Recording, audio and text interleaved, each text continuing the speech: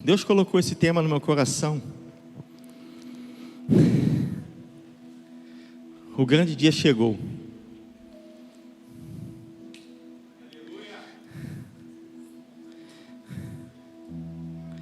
Quando eu entro em algumas áreas de batalhas, de intercessão, é difícil até respirar para voltar. Mas o grande dia chegou. Coloque isso na pauta das suas orações, querido. Ore pelas crianças, pelas mulheres, pelas pessoas que estão precisando. Ore, querido, pelos asilos, orfanatos. Eu vou dar um tempo para você abrir a palavra de Deus em Gênesis 41, de 1 a 12, e depois a gente vai pular para o 37. Mas você precisa tomar posse. Isso tem que ser uma verdade dentro de você. Tem que ser uma convicção que você não vai sair daqui essa noite da forma que entrou, amém?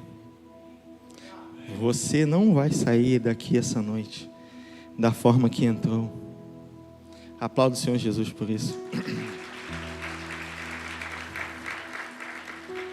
Gênesis, capítulo 41, versículo 12 e 13. A minha versão é a versão nova, atualizada, que diz assim: lá na cadeia estava com a gente um moço hebreu, que era escravo do capitão da guarda.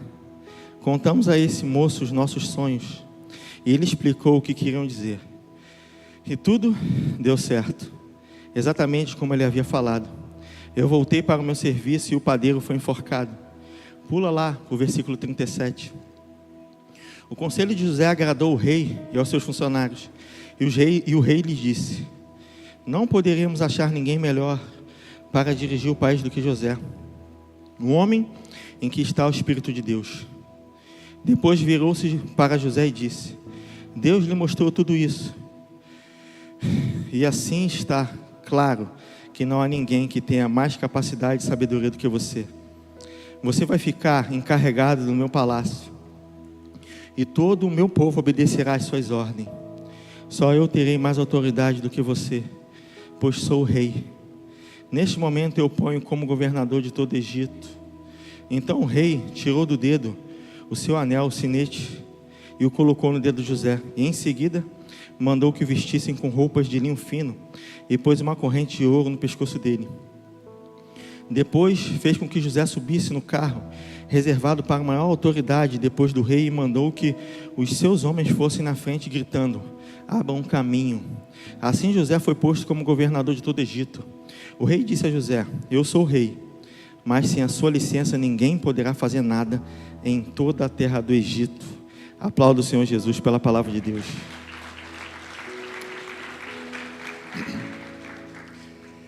Estou voltando para a terra ainda. Não existe passe de mágica. Às vezes a gente acha que existe, mas não existe passe de mágica. Existe o dia em que tudo se alinha. Isso sim. Existe o dia que tudo se alinha, a transformação acontece. Aí você vence o pecado, aí a porta abre, aí você encontra o esposo, aí você começa a faculdade, aí você termina a faculdade, aí você entra para a empresa dos sonhos, aí você começa o seu próprio empreendimento, aí você vai morar no lugar dos seus sonhos, aí você conquista a casa, o carro. O dia que você recebe a cura, existe o dia em que o ventre infértil começa a gerar o filho. Existe o dia que o filho nasce, e existe o dia em que tudo se alinha, aí a vitória vem, em nome de Jesus. Isso existe, não um passe de mágica. Existe um dia que tudo se alinha, aí a vitória vem. Não é um passe de mágica, querido. Haverá o dia em que a espera chega ao fim. E como ansiamos com isso? É ou não é verdade? É ou não é uma realidade? Se eu pedir, levanta a mão quem tem um sonho, todo mundo vai levantar. Levanta a mão quem tem um objetivo, um propósito, todo mundo vai levantar. Não é verdade? E como você anseia para que isso chegue logo? É uma grande realidade. Mas só que muitas vezes você olha para a realidade que você está vivendo agora e você não consegue ver isso. Você não consegue ver o seu sonho sendo realizado. Você não consegue ver a transformação de quem você tanto ama. Você não consegue ver a sua transformação.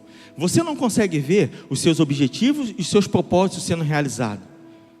Parece que é impossível, não é verdade? Mas deixa eu falar algo para você. José acordou preso e escravo.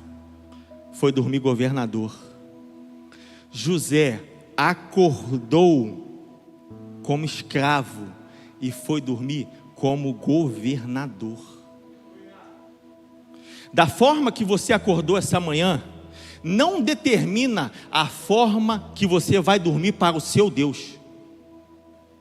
Da forma que você voltou à consciência dos seus sonhos ou da sua noite dormida, não determina na forma que você vai dormir para o seu Deus.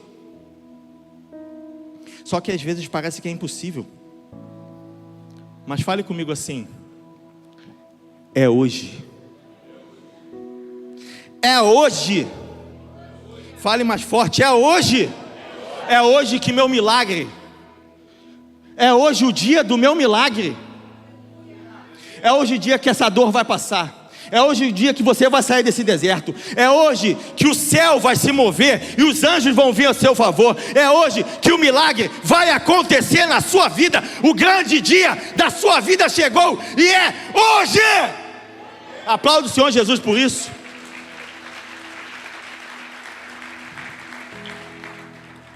Aí você fala assim: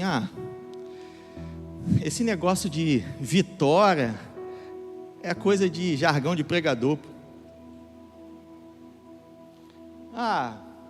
Eles falam, eles gritam, mas isso é coisa de jargão de pregador, sabe?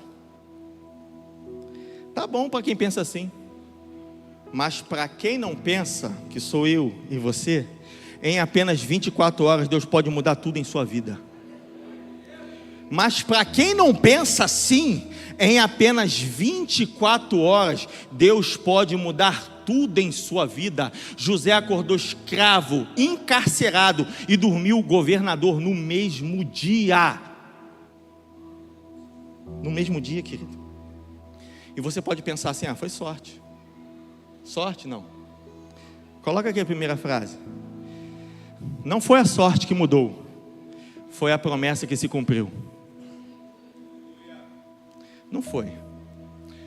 Não foi a sorte que mudou, foi a promessa que se cumpriu. O que você vai viver não vai ser a sorte que mudou, foi a promessa que Deus determinou na sua vida para você viver. Aplauda o Senhor Jesus por isso. Eu sei que a Bíblia relata sobre a sorte, mas não foi sorte, querido.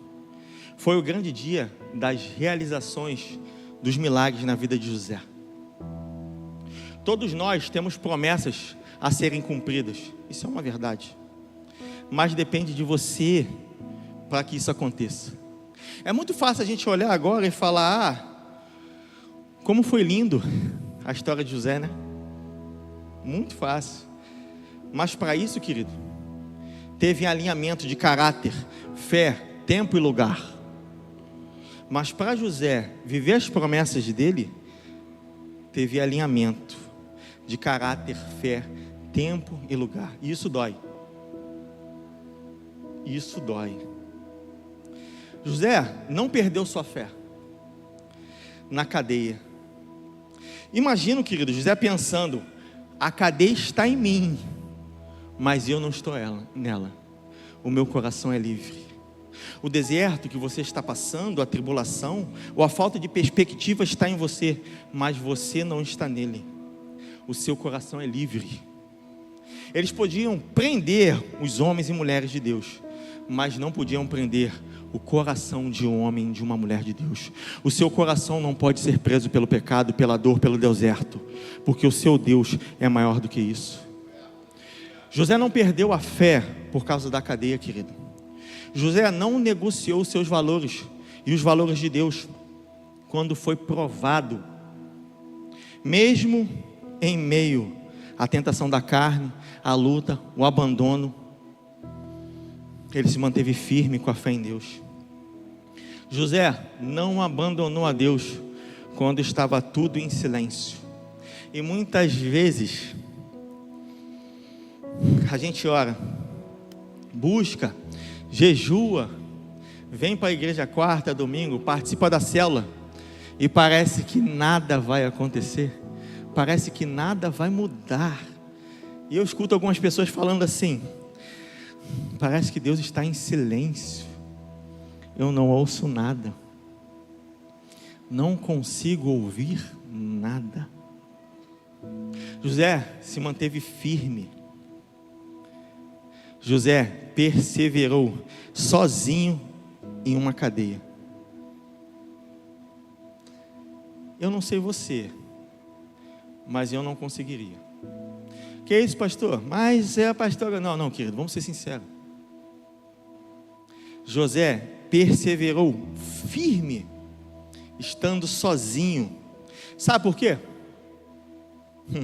Porque ele sabia que quando estamos na presença de Deus, nem prisão, nem injustiça, nem fartura, nem escassez, nem altura, nem profundidade, nem o bem, nem o mal, nada, absolutamente nada, pode impedir o que Deus determinou em nossas vidas.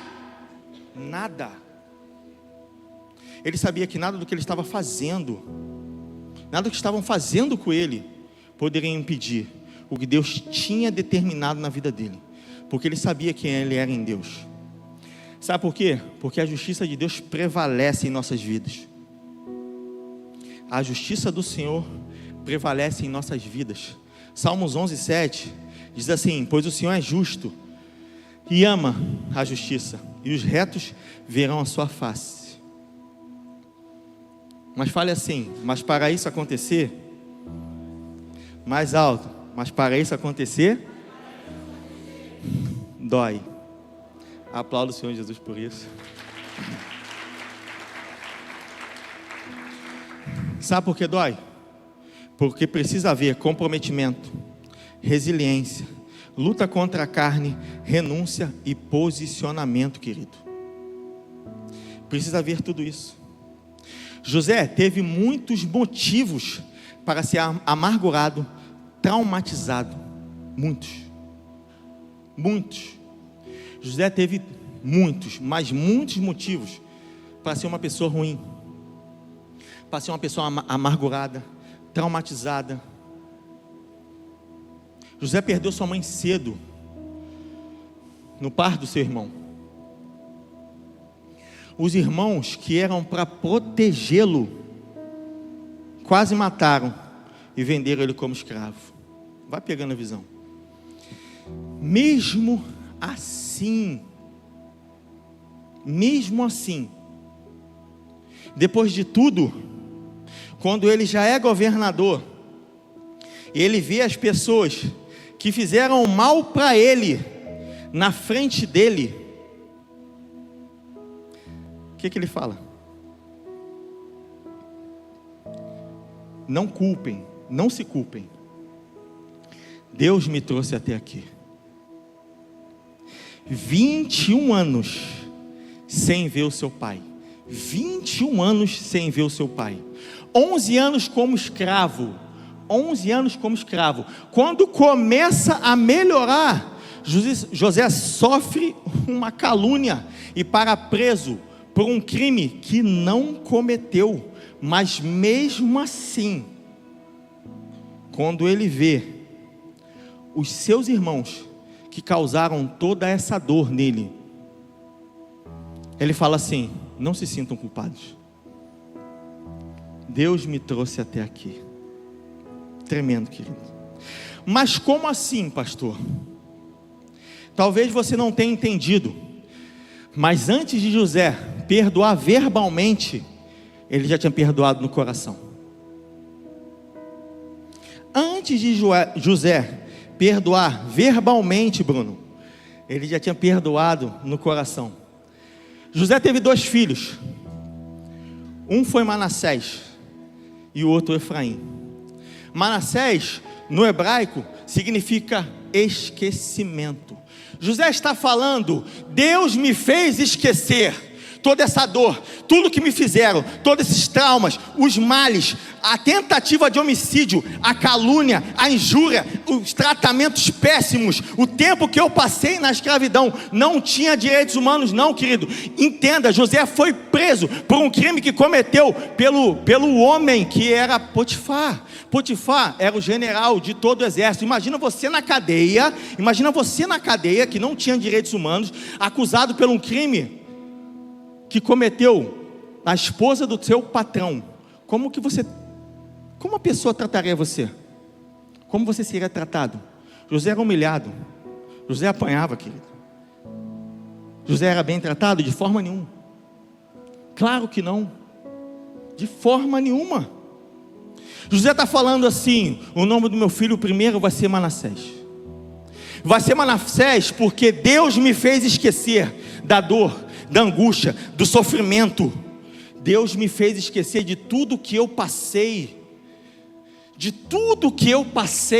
Deus me fez esquecer. E hoje eu estou curado.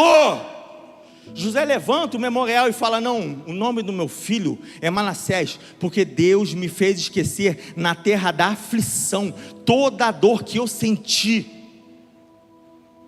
E o segundo filho de José é Efraim. No hebraico significa crescimento. José está querendo dizer para mim e para você: Deus me fez crescer na terra da dor, do sofrimento, da angústia, das lamúrias, da perseguição, da fome, do espancamento, da injustiça. Deus me fez crescer em meio a tudo que eu vivi neste lugar, querido. Entenda, Deus vai te fazer crescer em meio à luta que você tem passado, em meio ao deserto que você tem passado, em meio ao abandono que você sofreu, em meio em tudo que você vivenciou. Deus vai te fazer crescer. Mas para isso, querido, primeiro nasce Manassés, depois Efraim. Entenda algo: primeiro nasce o esquecimento, o perdão, a liberação, para depois nascer o crescimento. Sabe por quê? Porque só cresce quem esquece. Você entende? Você entende que só cresce quem esquece? Independente do que você viveu, só cresce quem esquece. Só cresce quem decide avançar sem olhar para trás. Só cresce quem decide avançar sem olhar para trás. E principalmente, só cresce quem perdoa. Só cresce quem perdoa. A falta de perdão é um câncer que está causando dentro de você. Pastor, está repreendido em nome de Jesus. Querido, entenda, eu estou falando espiritualmente.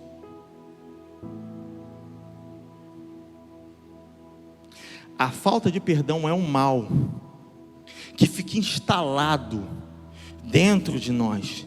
E quantas pessoas estão doentes, espiritualmente falando, emocionalmente falando, por não perdoar. Entenda, querido, José levanta Manassés primeiro, porque ele fala assim: eu tive que esquecer, para depois vir Efraim, para mim poder crescer. Você vai precisar perdoar para você crescer. Você entende o que eu estou falando?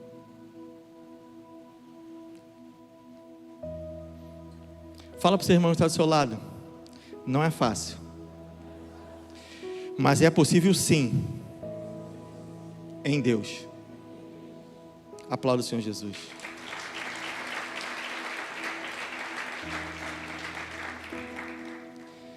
Tem um homem, quem me fala o nome desse homem, que escreveu Filipenses 4,13, que ele fala assim: posso todas as coisas naquele que me fortalece? Quem foi? Foi quem? Paulo. Paulo é tremendo, sim ou não? Tremendo demais. Porque em Filipenses 4,13 ele fala: eu posso todas as coisas naquele que me fortalece, certo? Esse grande homem, deixa eu falar algo para você aqui.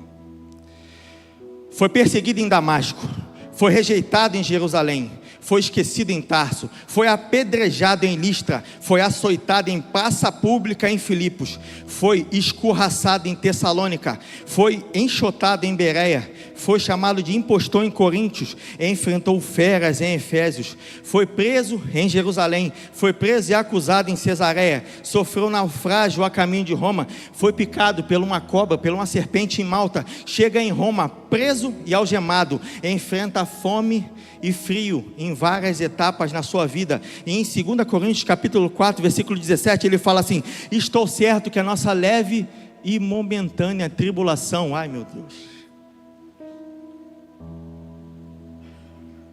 esse homem que viveu isso tudo que eu acabei de falar e muito mais, ele fala em 2 Coríntios capítulo 4 versículo 17: estou certo que nossa leve e momentânea tribulação. Esse homem ele fala assim: estou certo que nossa leve e momentânea tribulação produzirá um peso eterno de glória muito excelente. O que você tem passado? O que você tem presenciado? O que você tem vivido? Depois disso, ele escreve assim para os Filipenses 4:13: posso todas as coisas no meu Deus que me fortalece.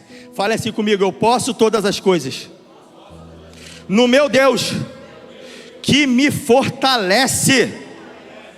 Independente do que vocês têm passado essa noite, querido, independente do que você tem vivenciado na sua vida, você precisa entender que esse leve e momentâneo deserto chega ao fim hoje, porque você pode superar todas essas coisas, porque o seu Deus te fortalece. Aplaude o Senhor Jesus por isso.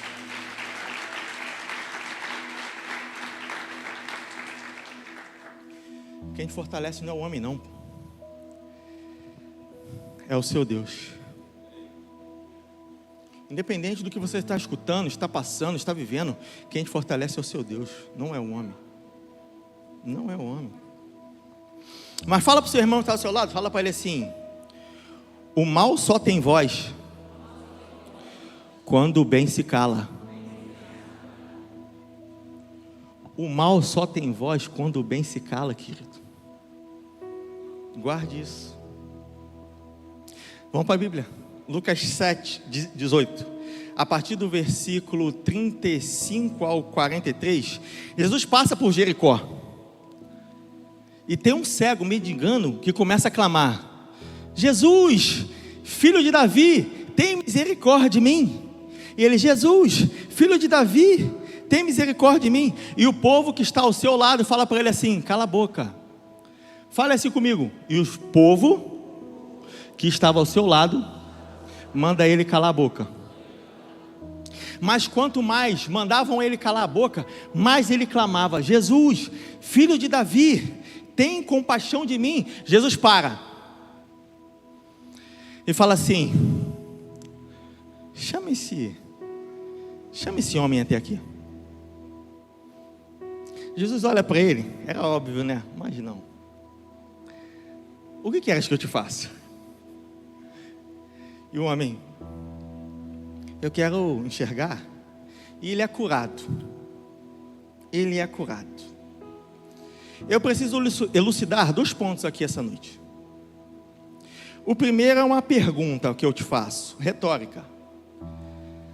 Quem manda ele calar a boca? Desistir? Não ir atrás dos seus sonhos? E desacreditar do seu milagre? Quem manda? Quem manda ele calar a boca, desistir, não ir atrás dos seus sonhos e desacreditar do milagre? As pessoas que estavam perto dele. As pessoas que estavam perto dele mandaram ele desistir, desacreditar, não ir atrás do milagre. As pessoas que estavam perto dele. Deixa eu falar algo para você, querido. Nem sempre estar perto de você significa que está na mesma visão que a sua. Nem sempre. nem sempre estar perto de você significa que está na mesma visão que a sua. Nem sempre estar perto de você significa que Deus revelou para ele ou para ela o potencial que Deus colocou dentro de você. Nem sempre, querido. Nem sempre estar perto de você, do seu lado, significa que torce por você e quer seu bem. Nem sempre está do seu lado, está próximo de você, ao ponto de você escutar a voz, significa que quer seu bem e que está com você na luta. Nem sempre, querido. Cuidado. Cuidado com as vozes contrárias que querem te paralisar, roubar o seu sonho e fazer você desistir do seu milagre. Você entendeu porque não dava para me conversar contigo por telefone? Cuidado. Cuidado. Cuidado, porque tem pessoas do seu lado, não estou falando agora não, que calma, mas não tem a mesma visão que você. Pode ser, não sei, pode ser quem está do seu lado agora, mas não está na mesma sintonia que você. Cuidado que essa voz, ela pode ser contrária ao que Deus tem para você. Você precisa andar com pessoas igual aqueles amigos do paralítico que levaram ele até Jesus. O cego está sentado mendigando, querido. Jesus, filho de Davi, tem compaixão de mim. O povo sabia que Jesus podia curar ele, mas por que não pegaram ele e levaram ele até Jesus, querido? Por quê? Porque nem sempre quem está do seu lado, andando com você, torce para você se dar bem. Entenda isso. Nem sempre que está do seu lado tem a mesma visão que Deus colocou na sua vida. Nem sempre, querido. Nem sempre. Cuidado. Eles estavam do lado do cego de Jericó, do lado. Ao invés de ajudá-lo, mandaram ele calar a boca, desistir. E o cego gritava ainda mais: Jesus, filho de Davi, tenha compaixão de mim. O cego nos ensina algo essa noite. Não dê atenção para quem não merece a sua atenção. Muitas vezes a pessoa vai estar do seu lado, mas você precisa andar com pessoas que impulsionam você. Há muito tempo atrás, tem um ano ainda não, né? Ainda não. Eu tenho um discípulo aqui, amado. O Igor já fica, calma, Igor, tu também é. Estou falando Douglas agora. Né, Daniel? Senão ele fica. Tem um discípulo amado, Douglas, que hoje ele é uma pessoa irreconhecível. De quando ele entrou para a igreja, de quando ele passou pelo encontro, de quando hoje ele ministra na célula. Quem conhece a história dele, não é, Douglas? Quem conhece a história dele, ele é uma pessoa totalmente transformada, porque ele perseverou. Ele andou com a gente, comigo, com o Daniel, e não teve um dia que a gente não lançou palavras de crescimento na vida desse homem. Um dia, não teve um dia, não foi, Douglas? Hoje é um novo homem, chega a estar lindo, né?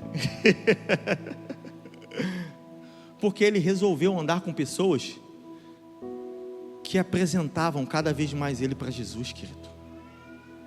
Ele resolveu abandonar aquelas vozes contrárias que lançavam ele para uma depressão, para algo contrário. Você precisa decidir a dar ouvidos para quem merece os seus ouvidos. Não que isso é fácil, porque não é. Porque muitos vão virar para você e vão falar assim: e você é crente.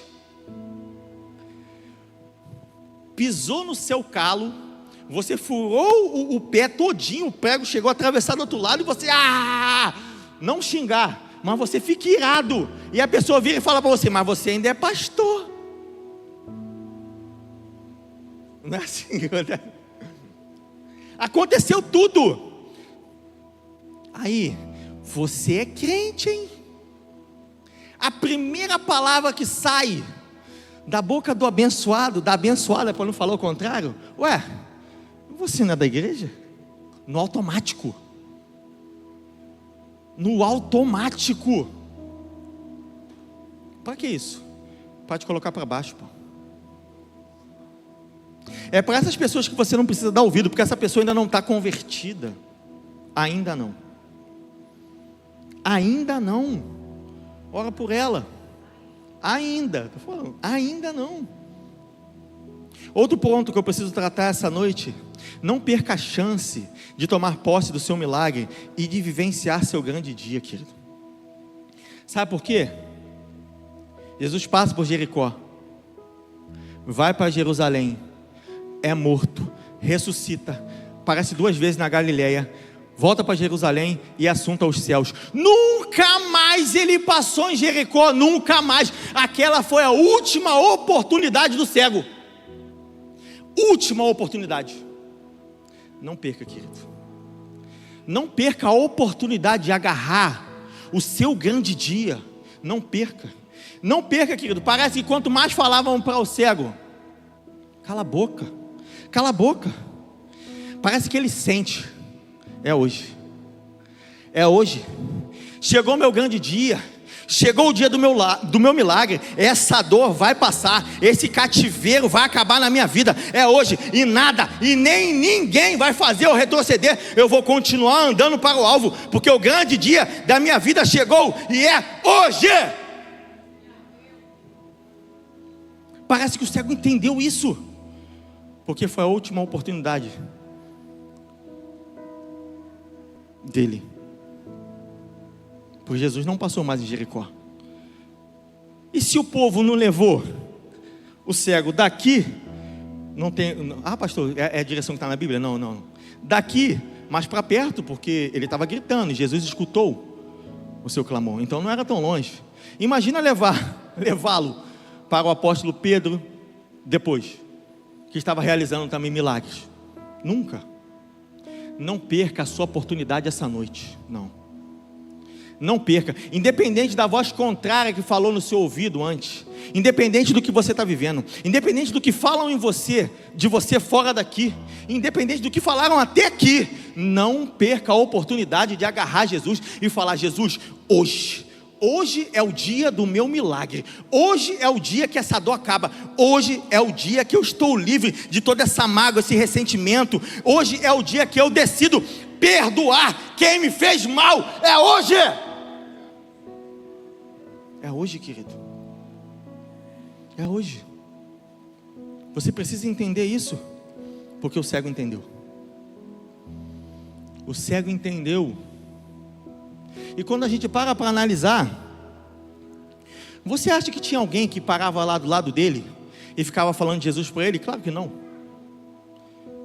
Claro que não. Se não deram a mão para levá-lo até ali, tu acha que tinha alguém que falava de Jesus igual Deus fala com você essa noite? Não tinha. Mas ele tinha uma convicção que aquele era o grande dia da vida dele. Você precisa ter uma convicção de que hoje é o grande dia da sua vida. Aí entra na sua mente assim: está repreendido em nome de Jesus. Eu repreendi o que você estava pensando. Mas já está de noite. José acordou escravo e foi dormir governador. Ele ficou anos preso. Eu imagino, porque eu vou lá, mentalmente eu vou lá. Eu imagino José: Faraó mandou te chamar. Pastor, mas a transliteração que você leu, estava escrito rei, a mesma coisa. Faraó mandou lhe chamar. Eu imagino indo lá na cadeia, depois de anos, José preso, e ele indo assim, entram lá: meu Deus, o que eu fiz? Ou você acha que explicaram tudo para ele? Querido, hoje, ainda você vê alguns tratamentos. Imagina naquela época, que não existia direitos humanos. Imagina. Eu imagino chegando e lançando um tapa: bora, levanta, chute, limpa ele, vão levar ele. E ele vai assim. Ele entrou numa sala que a maior potência mundial se encontrava, que era Faraó. Ele entrou numa sala que para ele não era ninguém. Sabe aquilo do cavalo, do não sei o que lá, que a gente fala, algumas pessoas falam ainda.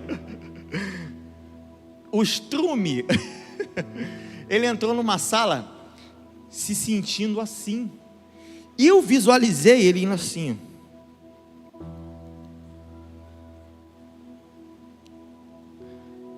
Talvez a sala que você se desmerece essa noite não é uma sala física, é uma sala espiritual. É uma sala que você acha que você não tem acesso, porque José não tinha acesso àquela sala, porque ali se encontrava a maior potência do mundo na época. Essa sala espiritual que você acha que você não tem direito, entenda, você é filho. Entenda que Deus te chamou essa noite, independente do que você viveu, independente do que você fez, para entrar nessa sala. Entenda que Deus te leva em espírito para essa sala. O que queres que eu te faça? José interpretou um sonho. E Jesus te pergunta: o que você quer essa noite? Mas para isso, fala para o seu irmão que está ao seu lado. Às vezes, tem um porém. Aplauda o Senhor Jesus por isso.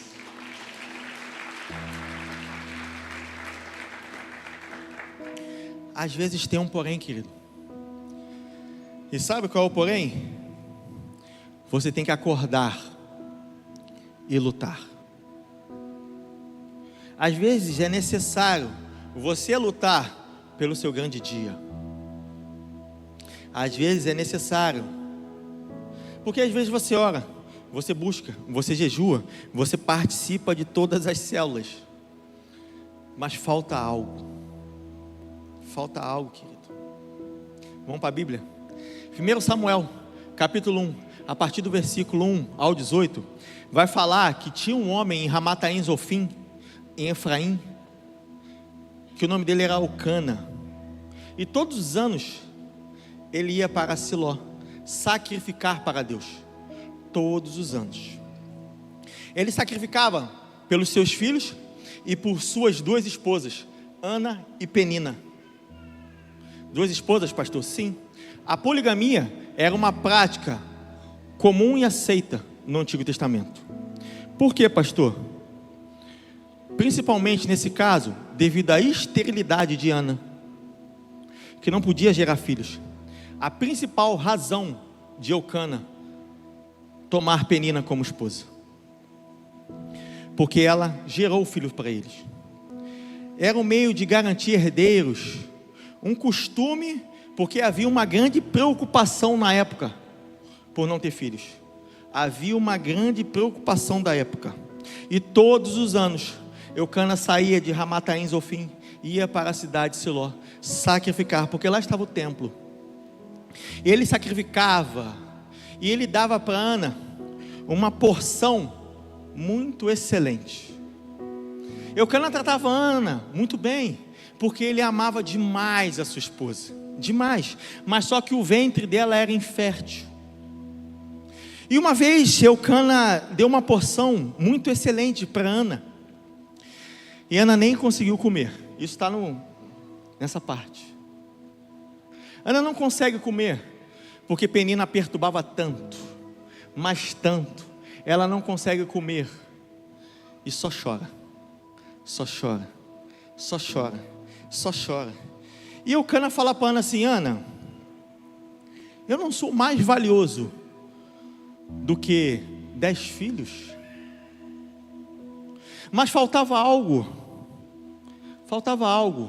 para Ana, porque ela não conseguia fazer feliz quem ela amava.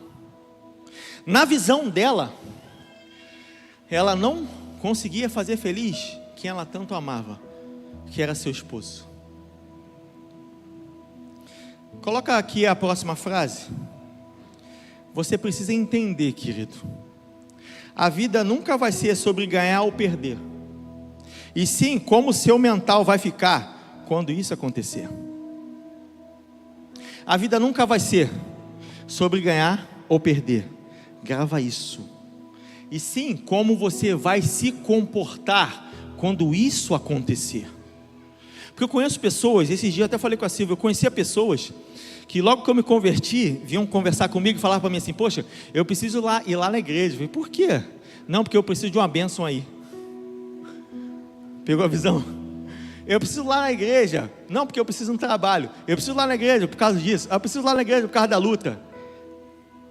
E quando conquistava, nunca mais via. Já vi muitos.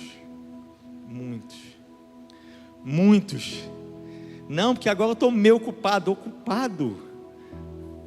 A vida nunca vai ser sobre você estar lá em cima ou você estar embaixo, e sim como o seu mental vai estar lá em cima ou lá embaixo. Isso sim. Ana se manteve firme, mesmo tendo motivos para não estar, porque a Bíblia relata que a esterilidade de Ana veio de Deus. A Bíblia fala que Deus cerrou o seu ventre. Calma aí, realiza comigo.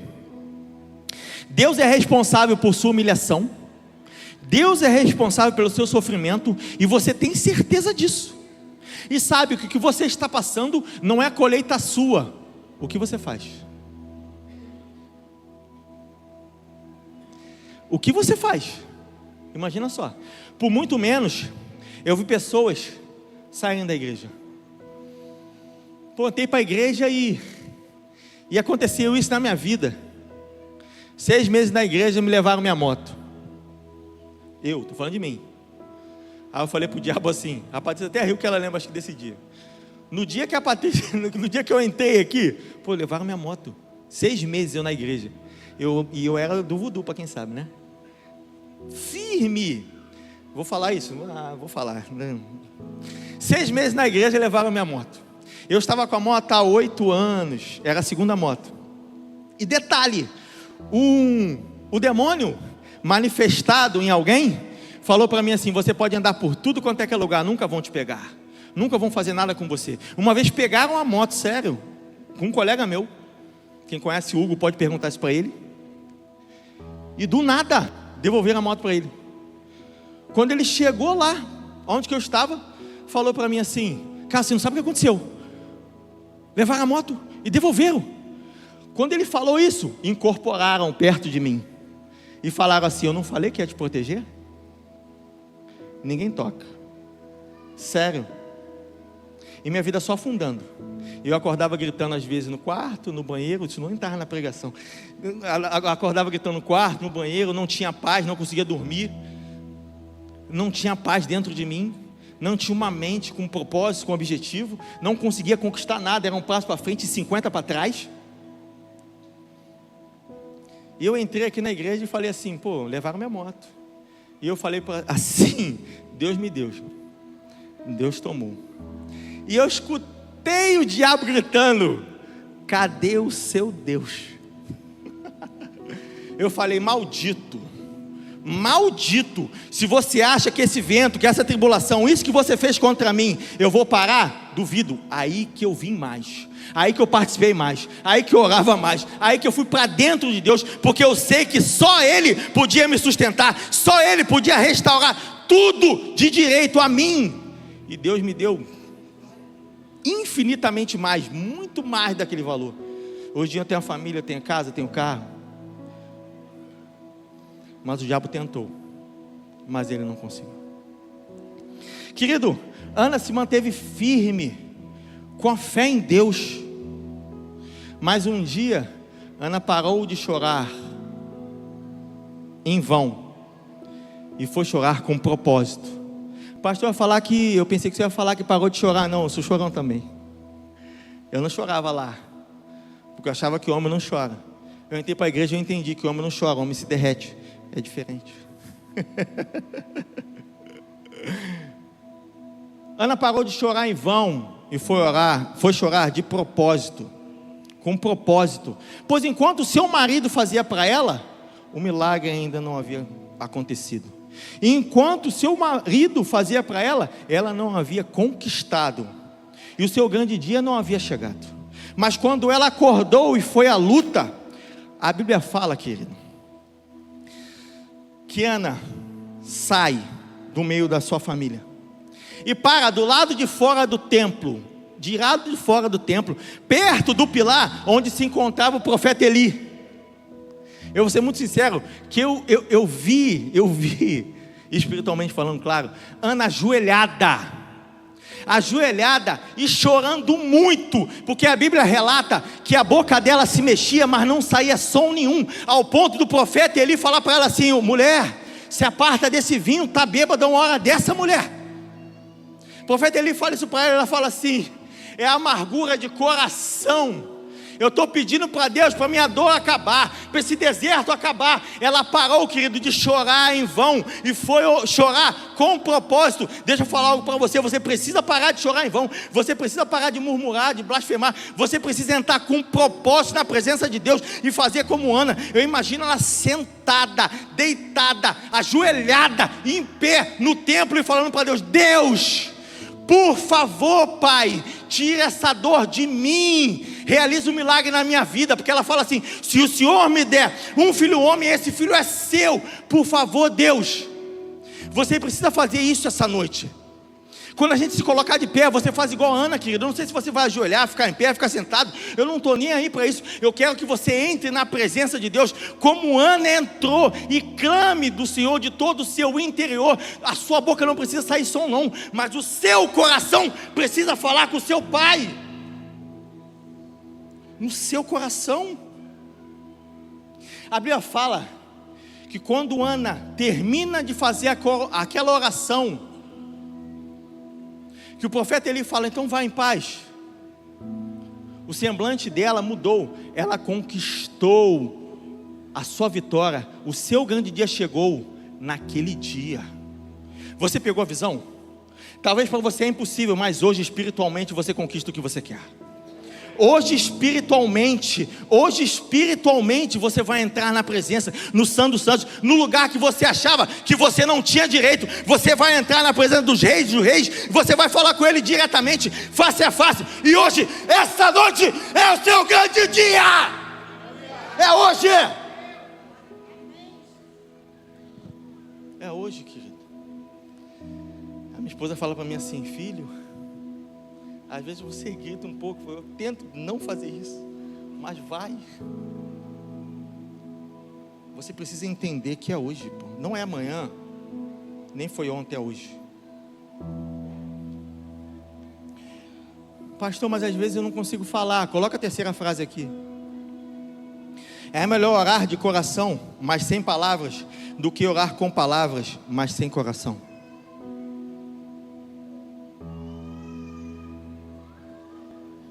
É melhor orar de coração, mas sem palavras, do que com palavras, mas sem coração.